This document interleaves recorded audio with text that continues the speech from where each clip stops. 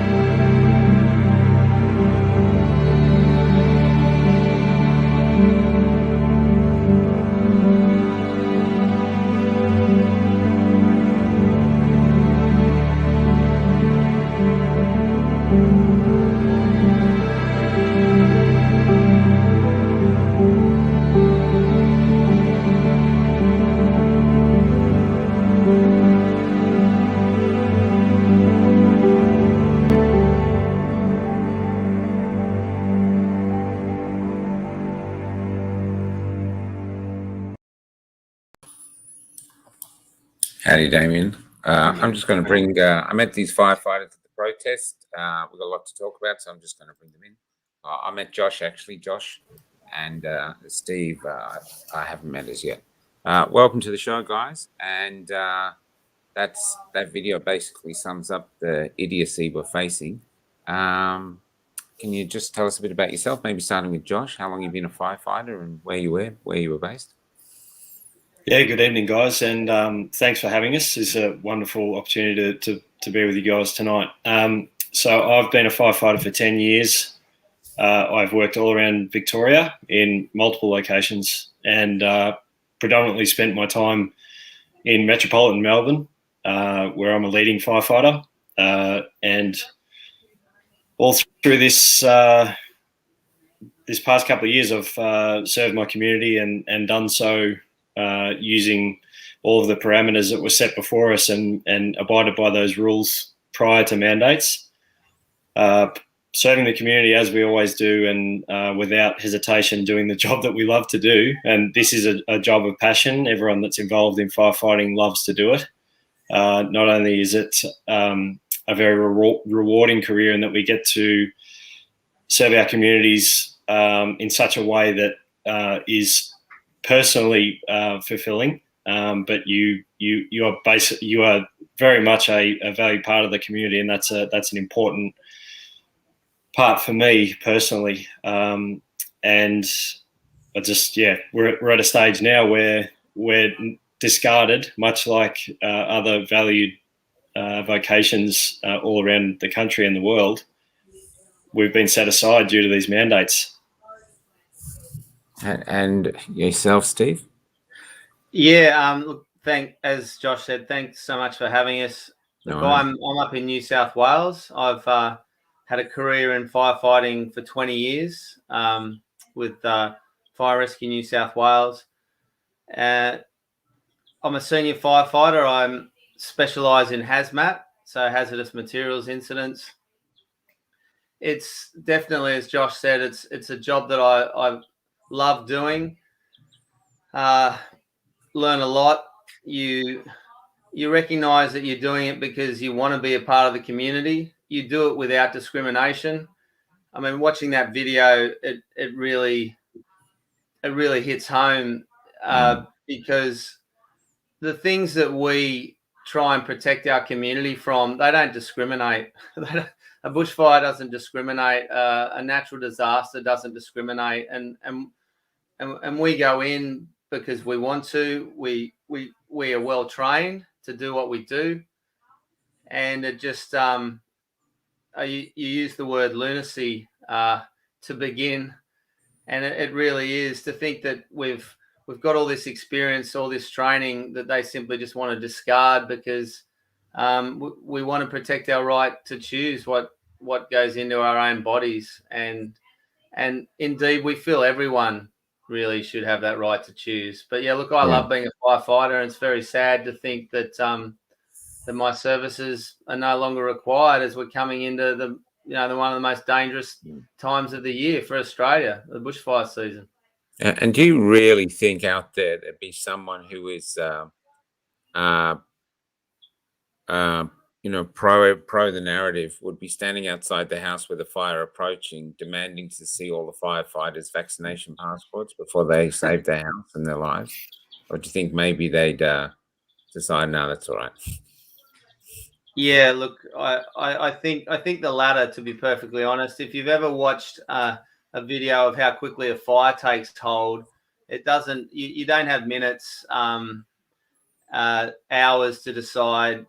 Things change dramatically in seconds, and look, we just like everyone else want to defend our right to our own bodily autonomy and not have that as a condition of employment. The fact that it is a condition of employment is really disturbing, and we are pro-choice. We're not about saying yay or nay to anyone's ability to make their own decisions. We just want to be able to make our own and continue to do what we love, protect our communities, and obviously provide for our families. There's this show here was set up as a pro-choice show. We just wanted to defend free speech. We just couldn't understand what was happening to the country that you couldn't speak. But how is the actual departments that you're with facing it? Because surely you guys would be so close knit. I mean, if you're going into fight a fire, you'd really have to be brothers and sisters, wouldn't you? So how is that affecting the whole department with all these people suddenly having to leave? Josh, you want to go first? Yeah, sure. So, Michael, the community of firefighting everywhere, and this is highlighted by the fact that the Australian Firefighters Alliance that we've formed, there's hundreds of us, and that common thread between us all is there. And might I add that we've connected with multiple firefighters,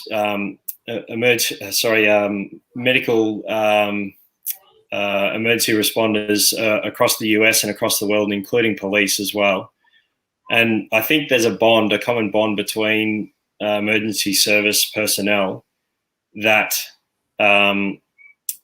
it is forged in a lot of dangerous situations, and that camaraderie and that brother sisterhood family ethos, I guess, that you're referring to, does galvanise us in those situations where we have great training, but that knowledge that you're going to back each other up in a really dangerous situation is really essential to what we do. And I can feel from a personal standpoint that is being eroded as days go by, and we knew it was coming. And when it finally rolled across us that we were having these mandates put on us, that was starting to be eroded. You could feel it. And some of the stories that I've heard with that common thread being basically pulled apart, there's fraying in that thread everywhere and across the state from firefighters that I've spoken to. And I know that Steve will attest to the same thing in Fire Rescue New South Wales and also Queensland Fire Rescue with some of our other brothers and sisters, that this fabric is being pulled at, and in some instances it's being broken. So it's affecting morale, yeah? Yeah. It's affecting morale. 100%. If they let it go, if they were to let it go, say at some stage in the future, say in mid-January, they said, okay, it's not working, we'll let it go. What would it be like if you guys actually came back into your brigades then, as far as morale was concerned?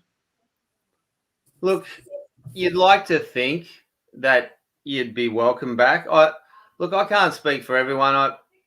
I think it'd be pretty accurate to say that across our industry is not going to be that different from probably the rest of the Australian working industries, in that there is, I acknowledge there's a percentage of people who, have chosen to be vaccinated for health related reasons, and they feel that's the right thing to do. But I talk to the vast number of my colleagues who, at the end of the day, they feel like they were forced to do it. They had no other choice. They were, when you mandate someone, you don't give them a choice. They can't make an informed decision. And I've got colleagues who say, "Oh, look, I don't think this is right, but what other choice do we have?" And that's really sad when you put in that position where your choices and your freedoms are taken away. And I think, I would like to think that deep down there are a lot of Australians, a lot of firefighters in Victoria, Queensland, across the states, who still believe in freedom of choice, even though they've made their choice. They still believe in that, and so that we would effectively still have a place in our organisations, because it's got to be hard. Like everything's going to be difficult. The overtime bill's going to go up. We're not there. We're not there doing our job. And to say it's pretty hard to watch, emergency services ministers on the news going, "Oh, look, we it's like a slap in the face when they say, oh, we'll cope with when 10% of our workforce isn't there." It's like, well, what were we to you? What were we to you when we were there? Is that the percentage, Steve? Is that the percentage do you think that's the percentage that is, how many have left as a result of these mandates? What's the percentage of the brigade that's said, no, they won't go along with the mandates? Look, I think it's probably a bit less than that. It's hard to say. We were never given the exact figures. New South Wales fireys are made up of full-time permanent firefighters, and then what we call retained firefighters, which are across all of rural New South Wales. So there's a lot of those firefighters. So look, I'd say it's probably lower than 10%, because I think some people, they've held out as long as they could. They wanted to be able to choose, but when you're put in a position where you've got a sniper operation. There's a sniper operation in the background going on there. Yes. Just watch them, mate. Just watch them. Yeah, got two, and this is probably why I do what I do. Hey, we're all partners, mate. No, got no worries at all. Let them go. You've got two beautiful girls in the background, and you do everything you do for your children. And so how do you balance that, Steve? How do you balance that? Because I'm talking to a lot of fathers, like Michael's saying too. We're all fathers here. I don't know about Josh, but I certainly am, and Michael is, and Josh too, yeah. So how do you balance the need to work and provide for those children, and teaching them about the stance you're taking because you don't refuse to be bullied by government mandate that you don't trust? And what pressure is there from partners, etc., as well? Oh, sorry. Look, maybe I'll start, and then I'm sure Josh has got some thoughts on this. Look, I'll be real. I'm really thankful. I've got a very supportive wife. I know that this has been. Just gonna. Can you close the door, Annabelle? Thank you. I know that. Look, I know that. Sadly, this is something that's divided families, and that really breaks my heart. That I know of people, firefighters who their marriages and their family relationships are really strained because they have differing views on this, and you can understand. I think the biggest thing for me, and it has been a challenge, is recognizing where my identity is, because we do a job for 20 years that we love, and then all of a sudden when you're told you can't turn up to work anymore, you're told you can't even enter the premises of your organization anywhere, it really affects you. I'm not going to say it didn't affect me. It has affected me, and but the challenge is to recognize, I've got value, and whilst I might not be working as a firefighter, I'm still a firefighter. I'm still a dad. I'm still a husband, and I think I really need to hold on to that, because that's ultimately what I want my children to be proud of. Obviously, they love the fact that Dad was a fiery and they could come to the station and jump on the truck and squirt the hose and do all that sort of stuff. And it's probably hard to explain to kids when they're that young. It is definitely a challenge. But I think when Steve, you're saying your family are presenting a united front, which is fantastic, but it still puts a pressure on, doesn't it? Irrespective of whether you're presenting a united front or not, because the bills are still coming in. That's so right. You have to continue to find money. So how far do you have to go into your savings? Are they going to starve you into submission eventually? Because we've been talking about that a lot today. We've been starved into submission. Basically, people like yourselves who've made your choice based on your own integrity, we're under siege now by our own country, by our own government, basically trying to starve us out into submission. It's extraordinary. You can't even believe we're having a conversation. I can't even believe we're looking at images like that video we just saw, where we're looking at images from the fires that are still all in our memory. There's a lot of towns that still haven't, been repaired, and we're getting rid of fireys with the integrity of I just can't get my head around it. It still brings pressure into the family. You guys must be standing. It's actually chilling to watch that video, because we've gone through the COVID, but we forget that the whole world was basically watching Australia during that firestorm. Yeah. Sorry. So how do you deal with that? How do you deal with that pressure that it still comes to bear in the family?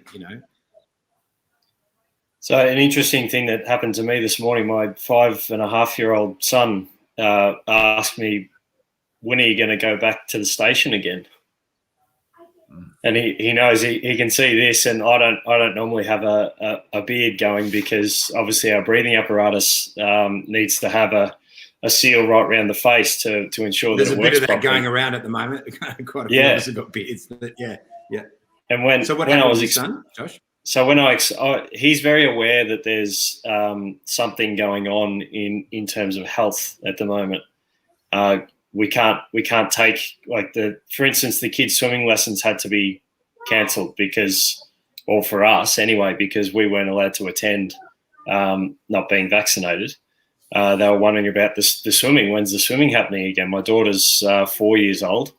So especially my son, he's quite aware. So when I explained to him that to go to work, I would have to hand over a part of my sovereignty, and I've been teaching him about a few things that you probably wouldn't.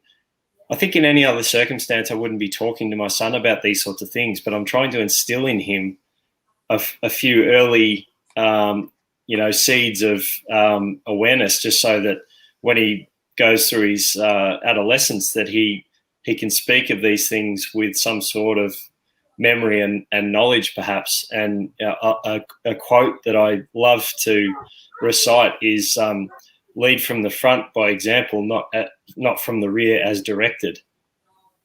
And I think, if we go down the road 10, 15, 20 years and dad gets asked, that stuff that happened in 2020 and 2022 or 2021, 2022, what did you do? And I'll be able to place hand on heart and say that I wanted to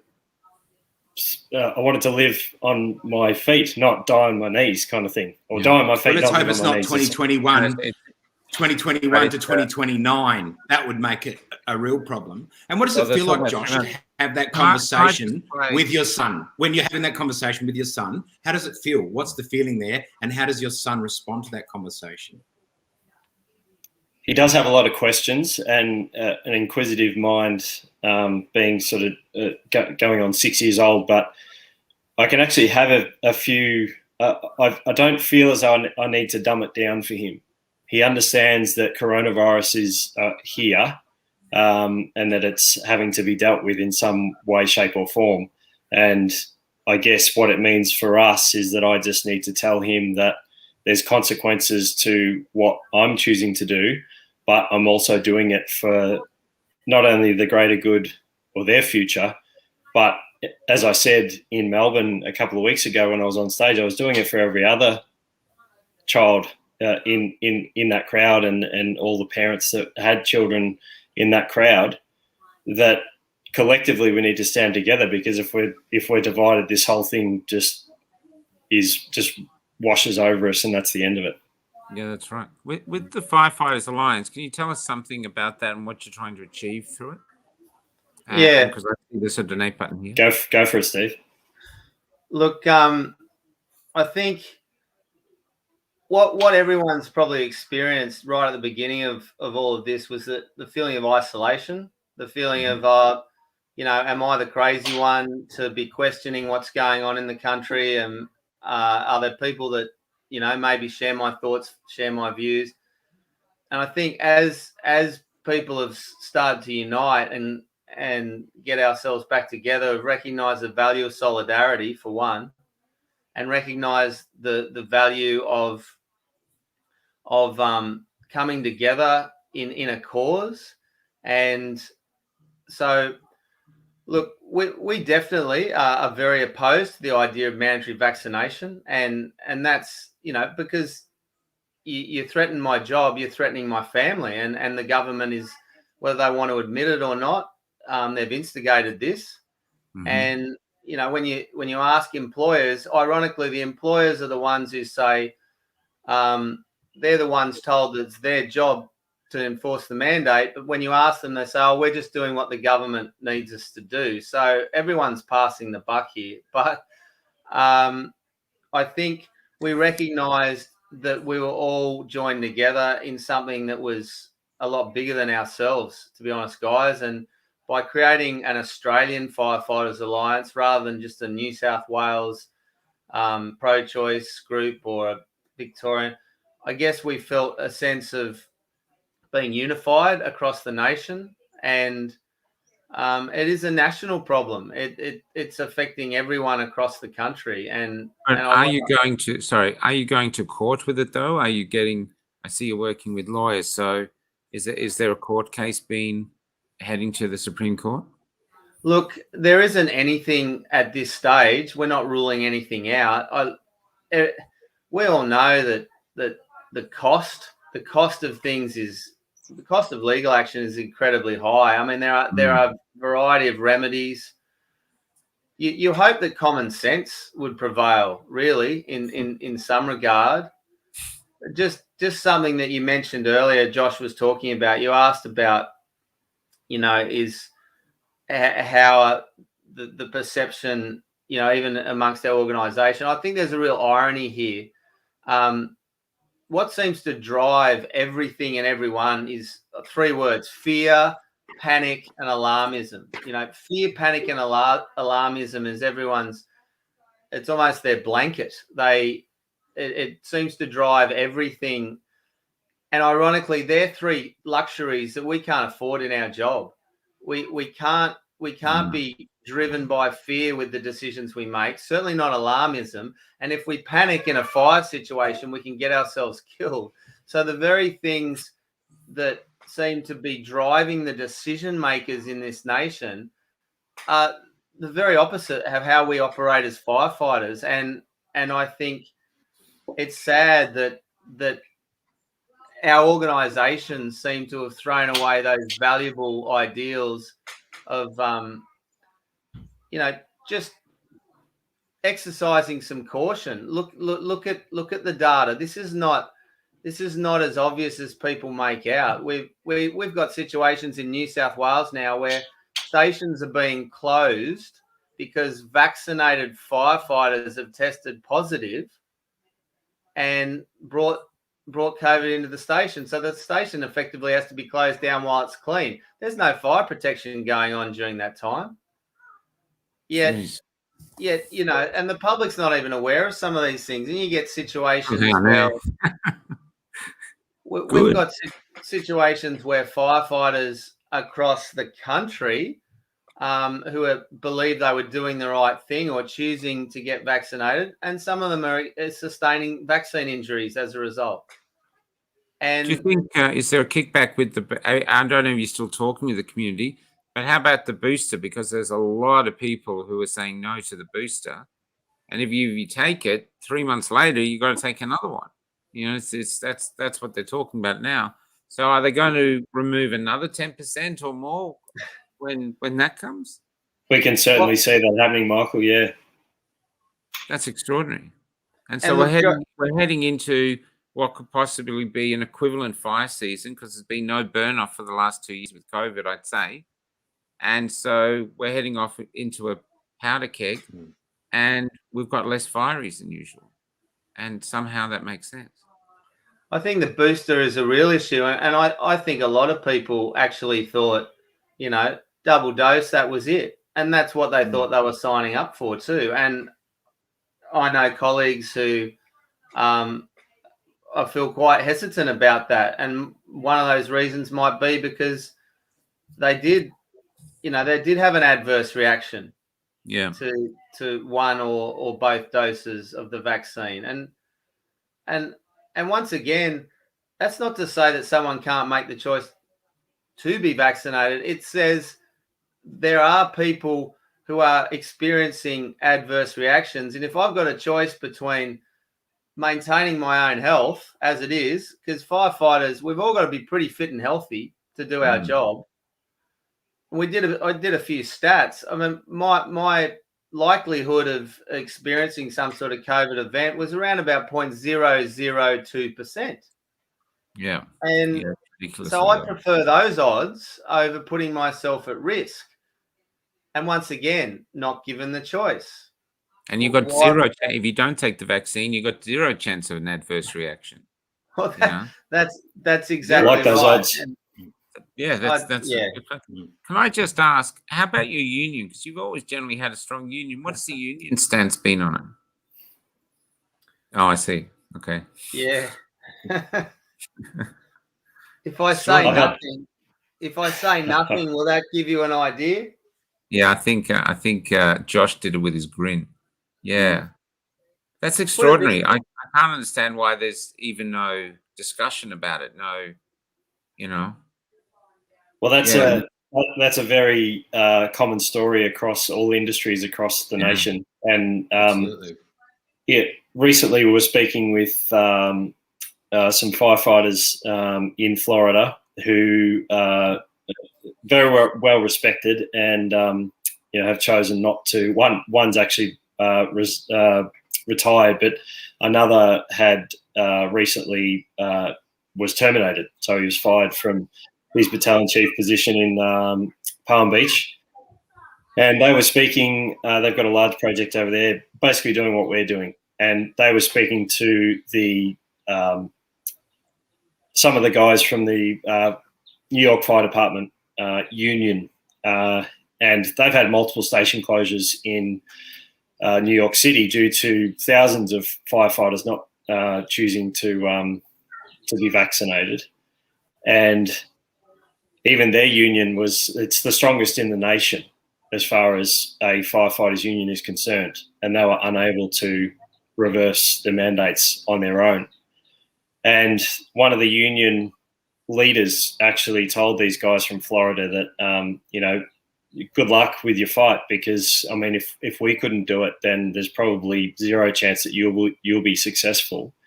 And the biggest mistake that he admitted to was the fact that when all the teachers and all the nurses were screaming for help, their union did nothing. And then when it came for them, they were eventually subsumed by it and didn't have the strength. Even though they're the biggest in the nation, they didn't have the strength to overcome it. So, and I think the union movement in Australia is traditionally maybe stronger than the union movement in America. I could be wrong there, but that's my perception. And you're talking about, Steve was talking about hoping that common sense would prevail, but we're clearly not seeing any sign of that across like many industries, not just precluded to the firefighters industry. So what happens? They use the legal process as a protracted and long and expensive process, and they will use that. The government will use that to their advantage. They know that full well. They will drag it out and out and out and out until you can no longer fight. So what do you envisage happening in that circumstance? At what point do you put your house back on the market, presuming you own your homes, you downsize? Do you take your family to live in a caravan park and sit it out and wait it out? What do you envisage happening? I think for firefighters across, the organisations, obviously, so Josh and I have been in there a few years. I've done 20 years, and there's fireys who feel the same way as I do, have been in there longer. Some up around 35 years, and it's, look, for some of us who've done some service, we've got some long service leave, so maybe we've got a little bit of breathing space to try and make some choices and make some decisions about work. Like our organisation's actually given us another deadline date. I call it the come to your senses deadline, where they think, well, surely you'll come to your senses and realise this is the only way forward to respond to the mandate. So, we've got time, but we're stood down on our own holiday pay. So, I mean, it's good to have that buffer. But for the firefighter who literally only started their job, the job that they've been wanting to do their whole life 2 years ago, or a year ago, they don't have any of that. They don't have accrued long service leave or massive amount of holiday pay, and they're being severely discriminated against because of their choice. So I really feel, I feel for those people, those men and women in our organisation, and that's going to be the same across other industries. But yeah, look, we do have some choices to make. That's for sure. Can I just like Josh says too? Could I say, Josh? No, just want to. Josh, you were talking about so on one hand, you sacrifice your children because they can't swim, so you claw a bit of money back that way. Because I know how it works as a father. You've got to think, okay, but at the same time, then your children miss out on swimming lessons, so they can't swim. I mean, these are just extraordinary sacrifices to have to make, and they really threaten your role as a man in this culture who wants to provide and be able to protect his children. That right has been taken away from you. I tell you what, though, Damon, the alternative is much worse. Like if I was incapacitated or passed away from an adverse reaction, like the thousands that we've seen, and we're not hearing about through the normal avenues. Like that's my sister and I are very much aligned on this, and the alternative is just not an option. And so have you told your son that? Have you been as specific as that to your son?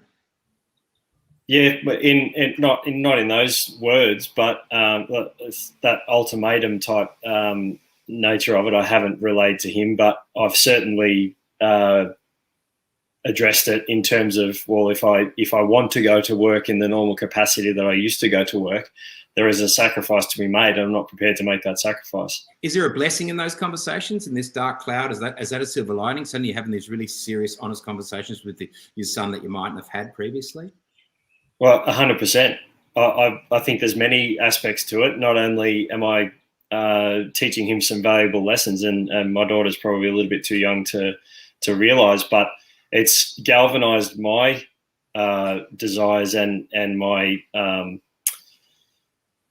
I guess a mission for myself at the moment is to go out every day and possibly engage with someone who can spread that message, that we need to stand up, and it's basically the mass non-compliance that's going to get us through in all of this. So if we can pass that message on to 1, 3, 10 people who then do the same to another 3, 10 people, maybe we'll have a win down the road. Can I ask, just so the people out there can hear now, we're talking about fighting fires, but you guys do a lot more. Can you tell us some of the other duties that you do? What like a normal week? What would you happen in a normal week? Oh, maybe I'll go first. So, like when we're on shift, in New South Wales, we do 24-hour shifts. We're one of the few states that went to that. So we do 2 24-hour shifts in an 8-day cycle, and you're there. You've got all your station work to do. You've got drill work to do. You've checking the inventory of your truck. You're making sure that everything is where it should be, so that when you can turn out, you can do your job. You don't want to be looking for something that you need that's going to be potentially there to save someone's life. I am a hazmat person, so my role extends to hazardous materials incidents. And ironically, and this was something I took up with my employer, they have taught me to analyze risk. They've taught me to analyze risk to the nth degree, with chemicals, with gases, with anything that potentially could cause me harm, and to err on the utmost caution at every stage. And I just can't fathom why, when I want to do the same thing in this situation, all of a sudden I just have to throw all that training out the window and just roll the dice. And that's our taxpayers' money is paid for that training, correct? So basically, we've invested in you as a hugely valuable member of our community to deal with these situations that we don't want to deal with. But you say it extends to that. So even though it extends to that, you're still doing things like car accidents. Yeah. Life. This is what I mean. Source of life. What other sort of things would you be called out for? Well, car accidents are concerns for welfare, assisting the ambulance, assisting the police with drug laboratories that they're investigating, spills on the freeway, assisting the ambulance. Then you've got, your combined response with the bushfire brigade in summer, where you're trying to protect, property, anything. And then, of course, there's community engagement, trying to make sure that the community know what fire safety is all about. So actively doing visits to schools, preschools, nursing homes. We do a lot. We're not just there putting out fires, but we're part of the community. We've always been part of the community, and that's probably why we do it. That's why we're growing up as kids, firemen. It's firemen, police, doctors. Things they're way up there on the upper echelon. Can I ask, has the government at all, or the minister at all, rationalised how our community is safer by having 10% of our firefighters removed because they have the integrity to do my body, my choice, and that's safer for the community to have 10% of the firefighters removed than have them out there with possibility that they might catch COVID. Because I don't understand the risk evaluation that the government has made. Have they actually come out and publicly stated? I don't think it's something in Victoria that's been addressed, Michael, and across all industries. It's not. I mean, I heard the other day that there was 30 odd Ambulance Victoria paramedics that were not on the road or didn't have a job anymore. They're actually going to the Fair Work Commission early in the new year to address their issues. But not long after I found that news out that they had in fact been terminated, that it was on one of the major newspapers in Melbourne that there were crises involving priority zero calls, which is basically people in absolute peril, minutes to live, and there's an ambulance not coming to them either because not sufficient ambulance appliances getting to them, or even the ESTA, the Emergency Services Telecommunications Authority, basically not being able to supply the priority zero call takers to actually get that call to the dispatcher to get them out. Yeah, I've been going around the protests, interviewing people to why they're there, and I came along a bunch of the call operators. And I think there's two call operators. There's the one that take the first call and then they pass them through. Yes. And the ones that they pass them through to, they're the really the ones that have had all the training.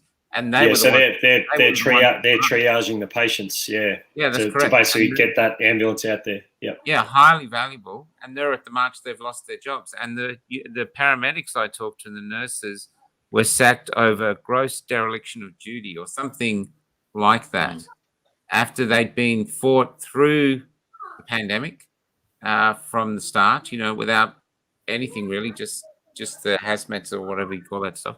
And there's and that's what they're just discarded. Like the stupidity of it is that they were doing the valued work and fronting up to work to do their duty for the community and save other people's lives without the knowledge of. We've got that like dynamic risk assessment thing going on where we need to, and I'll take this from my colleague who spoke on stage a couple of weeks ago. Plan, do, check, adjust. Like, we planned for it, we put the things in place. We need to basically apply that dynamic risk assessment as we go along and check and then adjust our actions to suit what's going on at the time.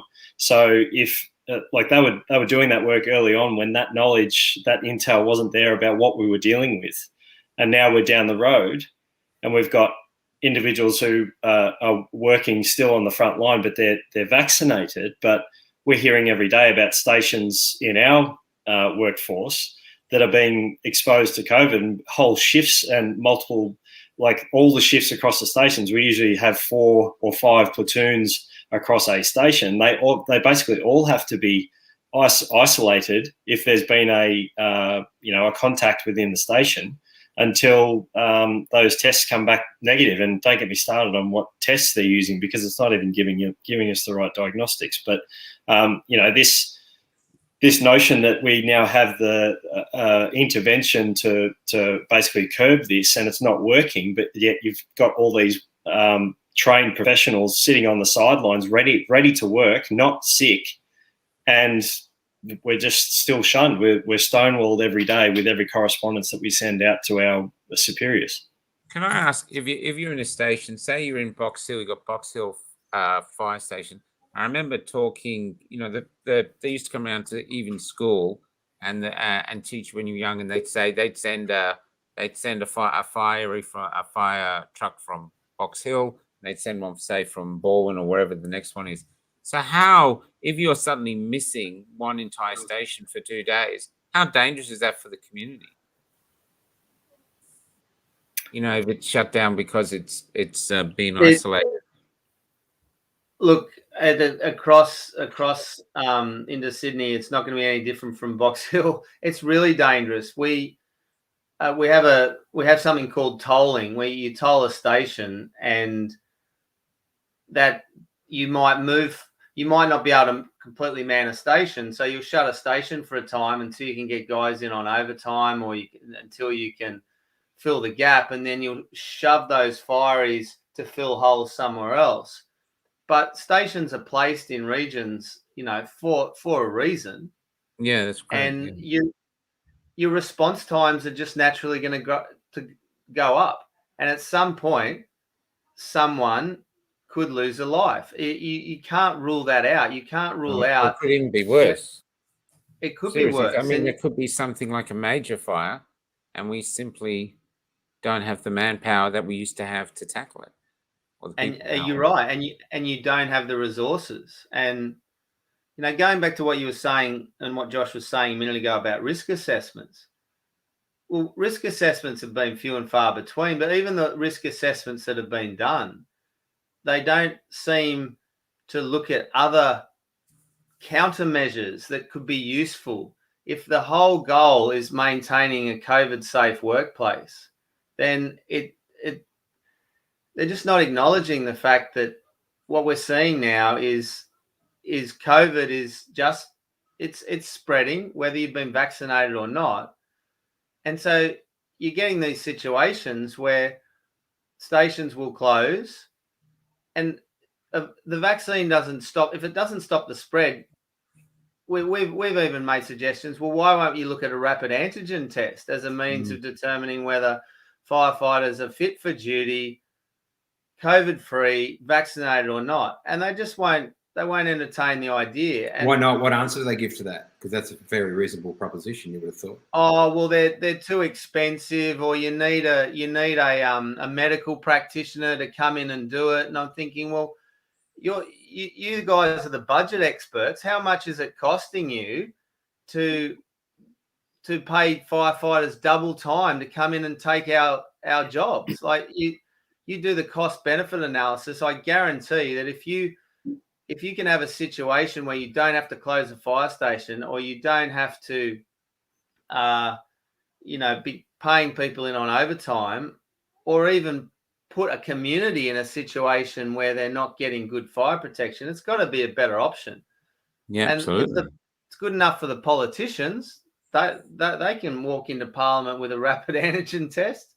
Yeah, that's correct. Speaking of which, what did you make of the Prime Minister's statement at the head of the show saying that the jabs aren't mandatory, but it's up to businesses legally to decide what they would like to do? And it's an interesting use of the term, isn't it, business? Because you're not a business. Nurses aren't really a business. You're an essential service. So what do you make of the Prime Minister's abdication of any responsibility in this area? Well, he's basically getting the state premiers to do what he's unable to do, and the state premiers are getting the businesses and the legal entities to do their work as well that they can't do. So they're just passing it down the road, but then the obligation will come back on the employer, legally, if something goes wrong due to these mandates and someone gets sick or dies because of something that they've done, especially in New South Wales. I know the recourse is going to be there, whether you're still with your employer or not down the road. If you get sick due to one of these things and it's proven to be how it happened, that the responsibility will be back on the employers. And I was reading some stuff in the pandemic legislation that was passed recently today, because I was trying to make some sense of something, and none of it was sensical. But in one of the sections was basically an indemnity of any ministers or chief health officers or any elected officials, or non-elected officials or their subordinates, from any wrongdoing should they make a decision that has an impact on someone's, health, employment, whatever it may be.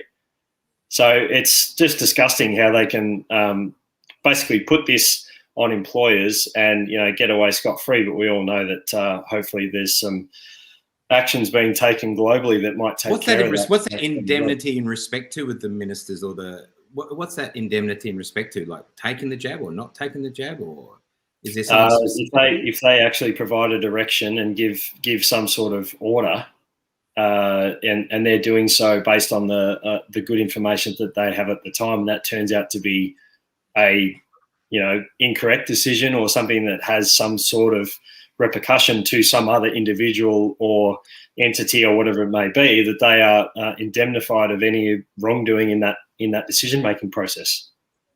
So we only measure one metric now, don't we? It's COVID. We don't measure a metric of who might die as a result of suiciding, or if people die in a fire because there wasn't enough fire is there. The only metric we measure now is COVID. Okay, just to interrupt, I've just got this subject is bigger than 1 hour, and I'm just bringing in Tony Millay now, who was with the CFA, and now Tony lost their house in the fire, in the bushfires, and now he's in the CFA, but now he can't actually be a part of it because he's not jabbed. So just bring him in to add. G'day, Tony. G'day, Michael. How you going? How you going, Welcome. guys? Hi, Hey, Tony. Tony. Now Nice is to that meet you. correct? Is that correct? What I said? So you're in the CFA, or you were. You lost your house in the fires, and now you can't operate with the CFA because you're not. That is correct. Yeah, we lost our house in 2015 in the Otway Forest fires down in Wye River and Separation Creek, and like there's 7 of us in the brigade at the time, and we turned out, and we're fighting those fires all week prior to the fire, impacting the townships, and So were you fighting the fire? Were you fighting the fire somewhere else when it took your house? Yes, because the origin of the fire was in Jamison, which is about 5 kilometres from here, heading towards Lawn direction. The fire got out of control up there, and we're fighting it for a week prior to the impact of the towns. And there was a lot of camaraderie there, and everybody, it was very emotional because what was going on. And anyway, I was up there in Jamison till 1 o'clock in the morning fighting the fires on Christmas Eve or Christmas Day.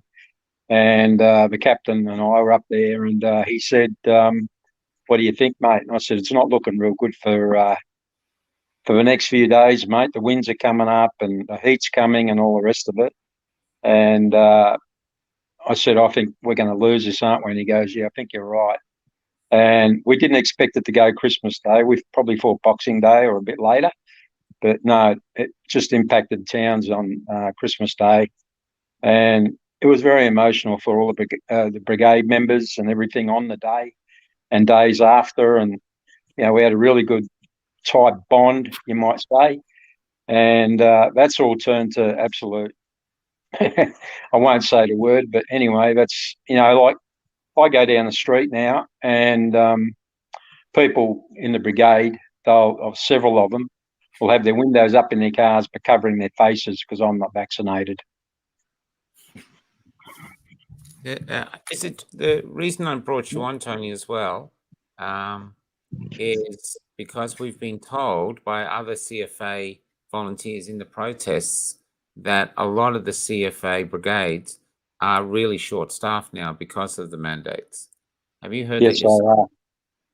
They are very short. I know a lot of members that are leaving, not from our brigade because they went and got double vaxxed and all the rest of it, but there are a lot of brigade members, older guys, leaving because their health isn't the best and they don't want to be compromised by the unknown vaccine, what it can do to them. So, yeah, we're losing a lot of experienced people in the CFA. I'm not a representative. No. So basically though, we're heading into the fire season. We all know what Australia's like. We've got less CFA volunteers, and I take it the ones that have pulled out can't just come back in because there must be insurance or something. And so they might be calling on the city ones, but the city guys are already down in numbers. That's right. They are. But what they do is they call in people from overseas, from America. They bring in crews from New Zealand. They do that anyway when you're fully staffed and you still call in people. But now I just feel that it's like insanity. We're sitting. This is Australia, the place where it is insanity. It blows up, and we're removing. We're setting ourselves up for a horrific fire season.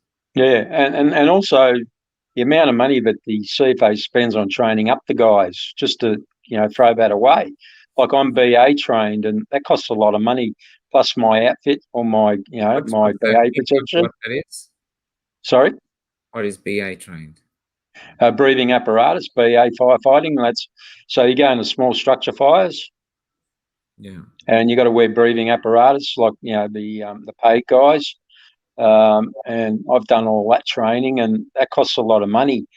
And just to throw that away because I haven't been jabbed, I mean that's crazy. Tony, I'm not sure. Isn't there a tension? Does that tension still exist from 2016 between the volunteers, the CFA, and the professional firefighting service? No, they've amalgamated now, I believe, and no, they're getting along okay.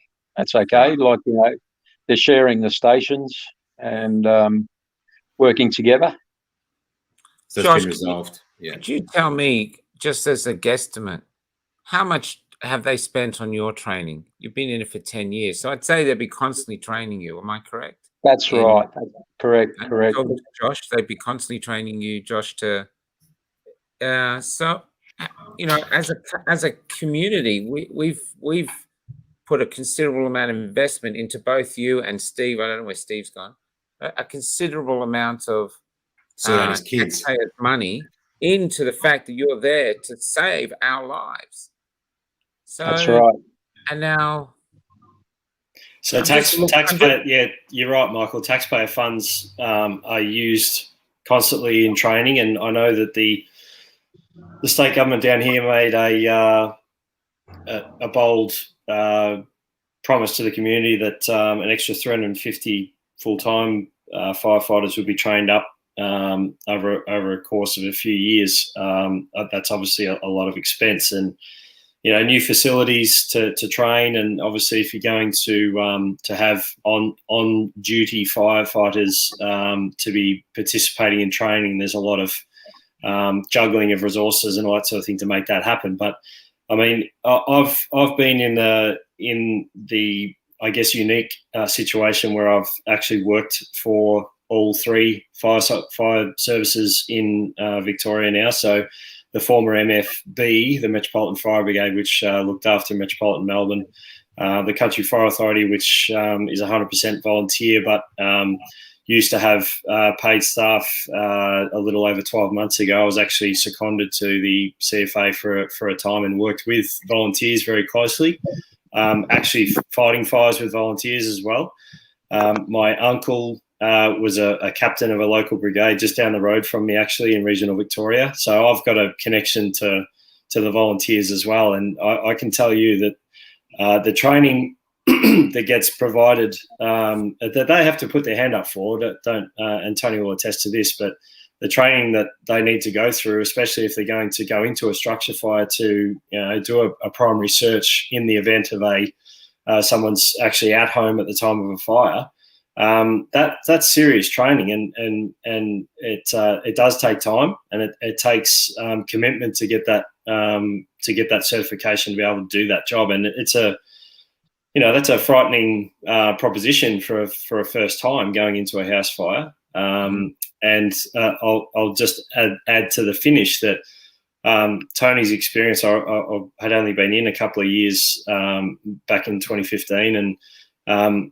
these regional communities rely on very, very heavily on the volunteer presence to protect their communities. I'm in a volunteer protected area. And it's essential that these guys are able to turn out, and to have that pulled away from them when they're protecting their own communities is bloody awful. And it's at a cost to the community, and the government will never tell you that. It's kind of difficult to find the positivity in it. I just keeps coming back to madness to me. But if they suddenly did turn around, because we've heard that there's cardiac nurses are being allowed back if they're unvaccinated, nursing home workers now, they're calling them back in because they're just so desperately short they can't look after the old people. If they did suddenly say, okay, you come back, would you guys go back, or have you been sort of too insulted? It would definitely, for me, I'll just quickly, for me, it would, I love my job. But it has changed the dynamic for me now, and I don't have the same affinity for my my role or the same respect for some of the people in our organisation that I once used to. Fair enough. The relationships have been damaged. Absolutely. There's been a big division. There's been a big division between brigade members, and my feelings, would I go back? I don't know. I've still got friends in there, but they've sort of really distanced themselves from me over the last 12 months. And I feel like I'm on the outer now, and, where I was up on the higher level. Now I'm right down the bottom. Whether I'm on any level, I don't know. But I don't get any feedback from the brigade members at all. They don't communicate with me. This township's probably, full-time people that live here in houses, probably about 23 properties in the town that's occupied by owners. We're one of them. But, all the others are seasonal workers. We've got a lot of building going on at the moment because of bushfires, rebuilds and everything. But, like when you drive down the road or you walk down the road, whatever you do, and they sort of turn their head, they don't want to look at you. I mean, that is devastating. So why would I really want to go back? It's just to put a division between friendships and camaraderie. And the last thing you would need when you're tackling a huge emergency is division amongst the ranks. I mean, I know there's probably always a little bit, but that's the last thing you'd actually want. Surely you're one of the rare occupations where you literally need to be solidly together. Yeah, and I'll probably a trust issue as well. Michael, there's a trust issue as well. Do you get thrown in front of the fire? Do they go, well, he's not vaccinated, just make him go in there, drag a 64 in or whatever, and just fight a big flame at 50 feet of height?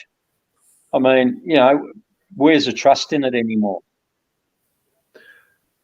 And this is one again, Tony, you've been a volunteer, so all the work you've done fighting fires over the years is mainly volunteer work? Yes, it's all volunteer work. So it's all volunteer. I've turned out to, we call them washouts, which are car accidents on the Great Ocean Road. Turned out to numerous of those. Cars going over the cliff. I was in the process of doing fire rescue training, which is now put on hold as well. So, that's using ropes to go over cliffs and retrieving, people, saving their lives. I'm also qualified first aider. So, that me not being in the brigade, that's a big loss to them because, to don BA gear and go into a burning house and pulling people out, like I think Josh said, right, that takes a lot of guts. It takes a lot of guts. And I tell you what, when I was training for my BA, I put a black hood over my head, and you've got to go and retrieve mannequins, dummies. You can't see where you're going. They filled the room full of smoke.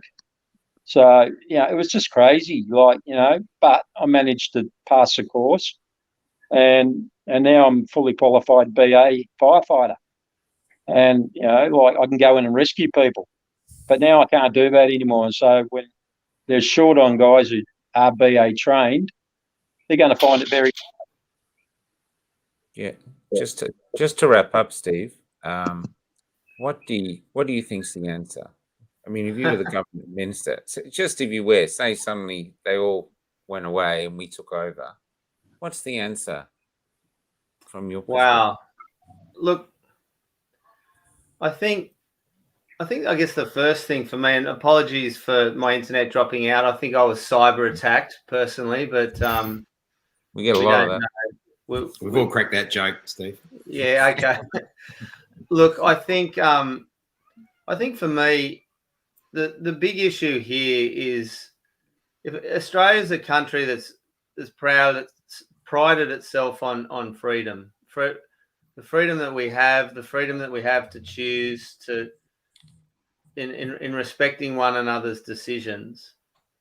And I think the alarmism that's driven all this to such an extent, if you pull back from that, I think you can safely mitigate the risks of what we're living through without having to force people to make these medical choices in order to keep their jobs.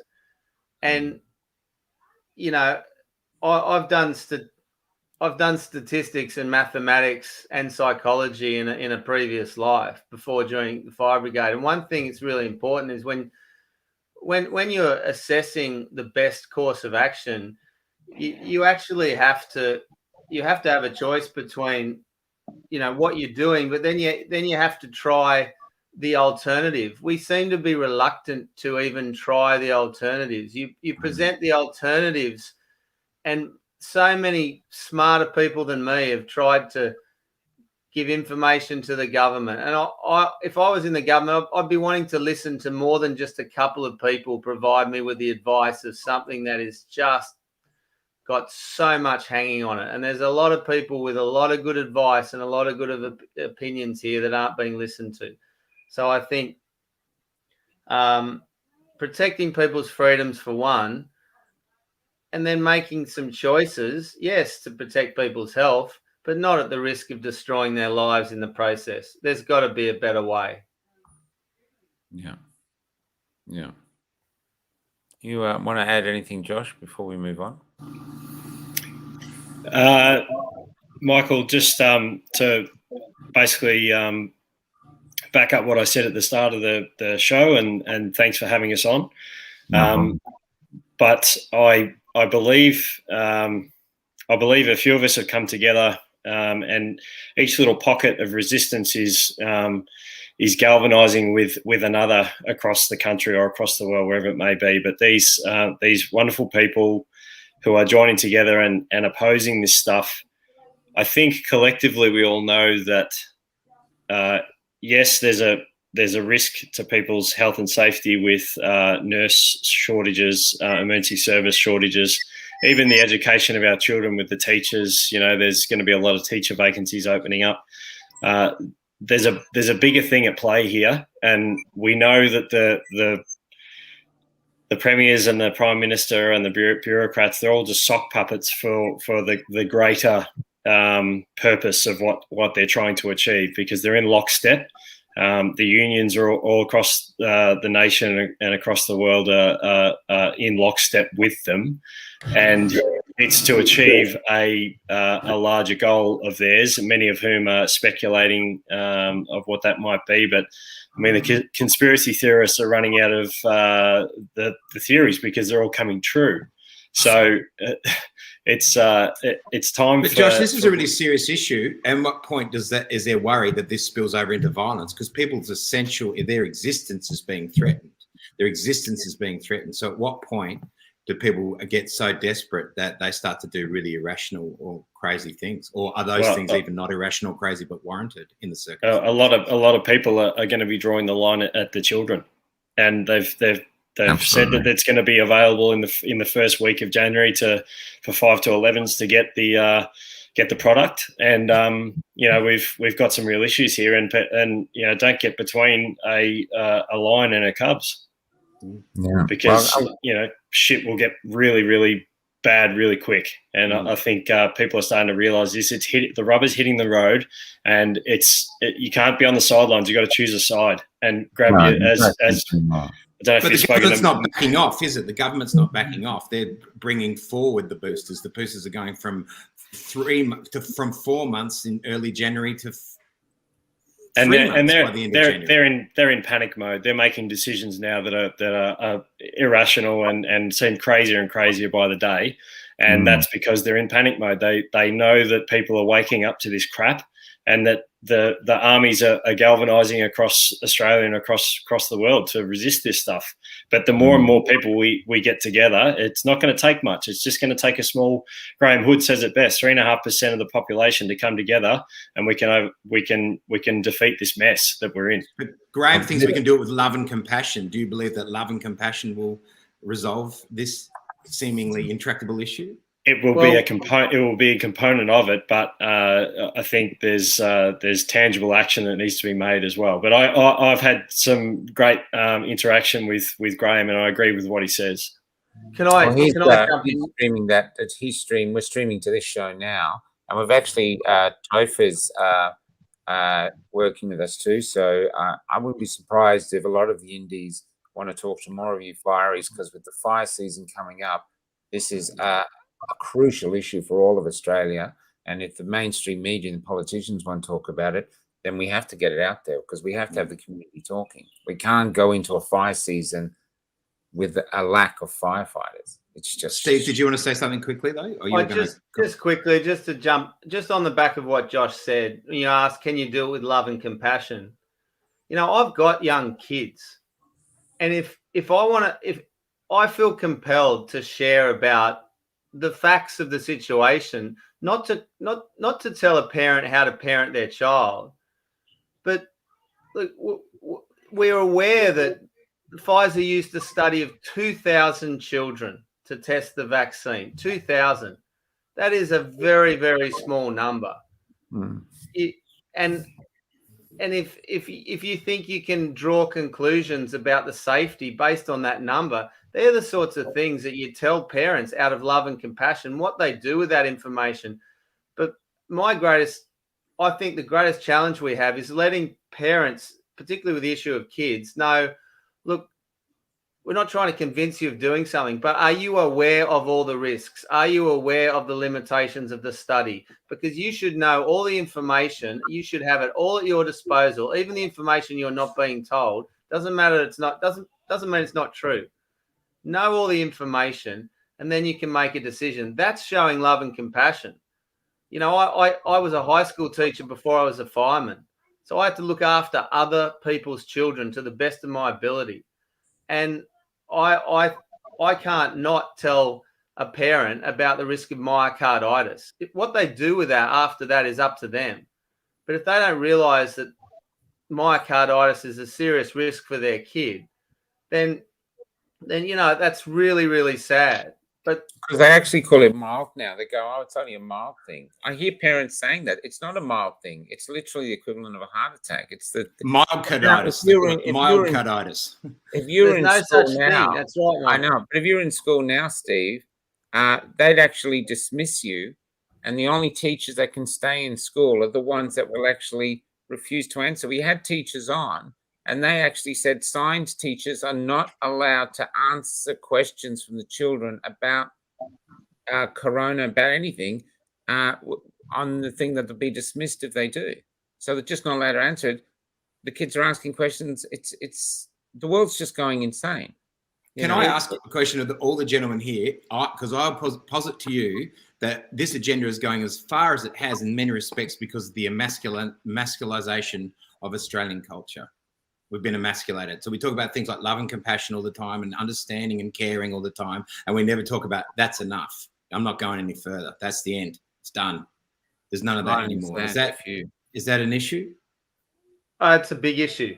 Like that's a big issue. And you know, you have to be able to stand. We've lost the ability to stand up for what we believe in and be respected for that. You've just got to follow on. You can't offend anyone. You can't say anything that's not censored by the tribe. The tribe's got to, you know, agree with everything that's been said. You know, it's consensus. You've got to find consensus always. That's right. Soft middling consensus. Yeah. It's all about virtue signaling, and you know we just got to censor everything that doesn't fit the narrative. And that's so. Steve, was that irony lost on you? There was a sign at the beginning of the clip that Michael played from your guys' protest or whatever, saying "Dad's body, Dad's choice." Was there any irony in that? Considering that was a great feminist phrase, of course, you know, my body, my choice. I don't think it was meant for the boys of the patriarchy to defend themselves for fighting fires.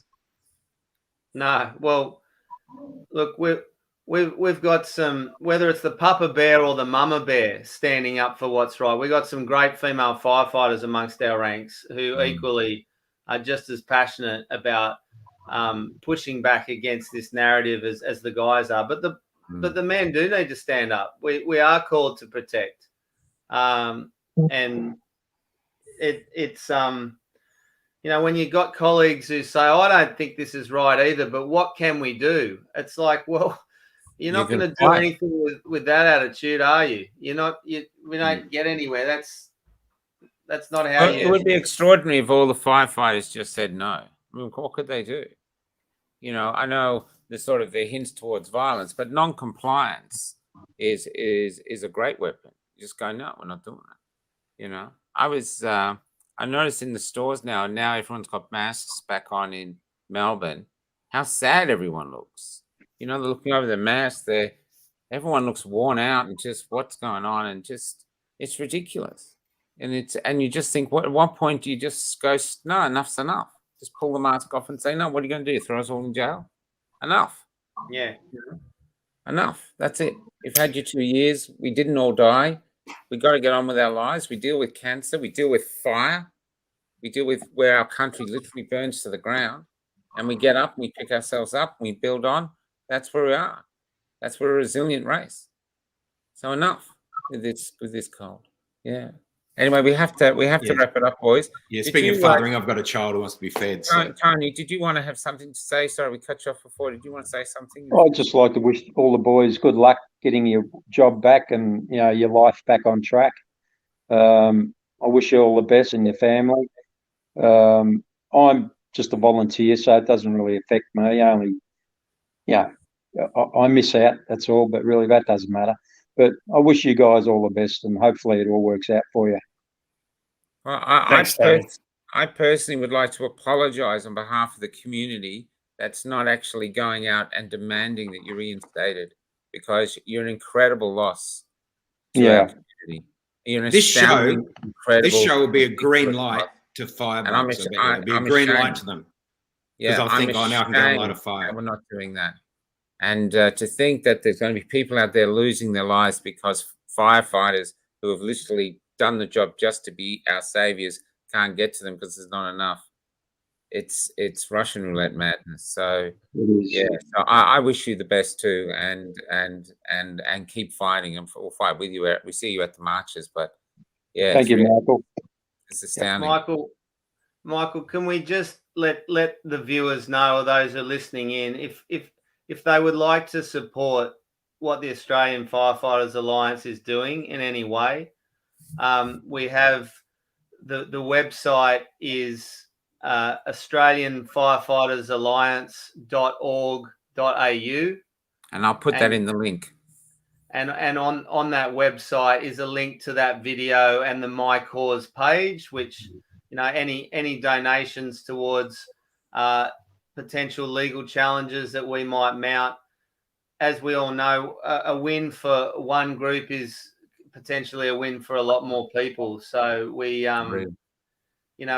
appreciate the support of our community, and we want to continue to support our community, and we appreciate their support as well. And thanks so much for having Josh and myself as representatives of the AFA, and Tony, a volunteer colleague there as well. Thanks for having us on the show.